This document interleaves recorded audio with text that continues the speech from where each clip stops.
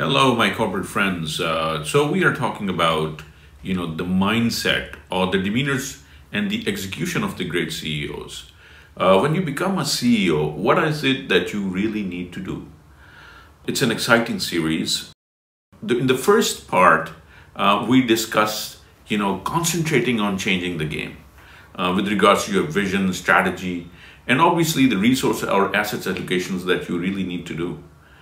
Being a CEO is an exciting time in your life, but there are so many things in tandem that you have to do. In this part two, I will be talking about organization redesign. Obviously, in order to accomplish the vision that you have and the strategy that you have built, you have to look at the organization in a way which has to be different than before in some cases or in many cases. If you ask the investors, they have bet on you and you have to bet on your strategy. And in order to execute that strategy, there are certain actions that you need to take. The first and most important thing that most CEOs don't do, and they take a lot of time, align your resources. Find out who are the high performance and high impact roles that you really need to fill. Good leaders will provide you with a great amount of support. If you have the right people in the right places, they will be the right support structure for you. But a lot of CEOs take a lot of time. Immediately take average performers from their key roles. This is the best thing that you can do. And you have to allocate the key position immediately. You have to think rationally on a fast track. Who can play what kind of a role? Who can play what kind of a role and what they can deliver, and what methodology you need to set in place in order to ensure that those dynamic resources all roles are always filled. So this is the first important point.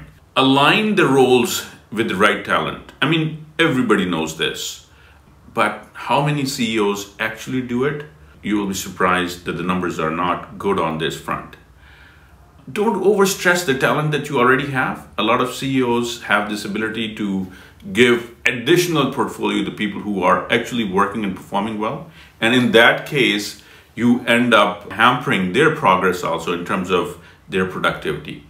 Find out the value the role is creating with regards to your vision. In an organization, only 10% of the roles actually directly report to the CEO, and about 20% of the roles are on the second tier with regards to 2 levels down, as per a lot of analysis that has been done by McKinsey and Deloitte and other organizations. You need to ensure that you have a comprehensive talent pipeline, which most cases CEOs do not have. So you really need to push your HR to ensure that the right leadership is at the right place. And engagement of an employee is an important thing, but you need to ensure that you are continuously checking the direction which you have given across all operational KPIs, and that your vision is being executed.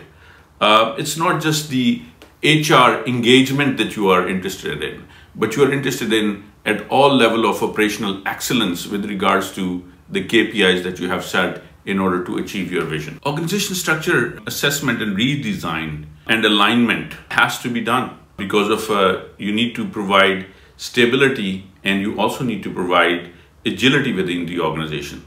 So the recommendations is that you create an organization structure which anchors the organization through stabilized processes and procedures.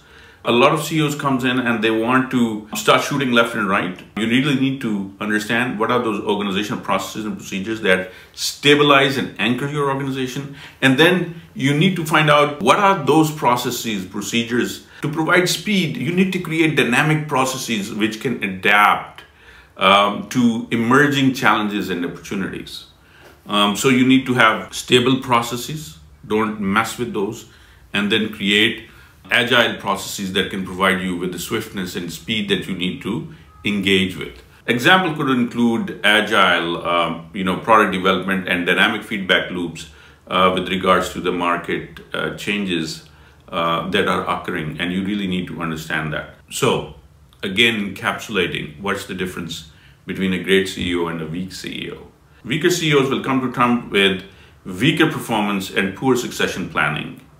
And the superstar CEOs will put in enormous amount of effort to ensure value roles are filled by the correct talent. Weaker CEOs will accept that policies and procedures are being adhered to, and a superb CEO will effectively manage an organization efficiency. Poor CEOs are emotionally driven and prioritize feelings over productivity, while a strong CEO will synchronize the core by showing where the stability is needed and the agility where the agility is required. So you need to stabilize the processes, where it is required, and you need to create agile processes in order to provide speed and swiftness with regards to the execution of your vision.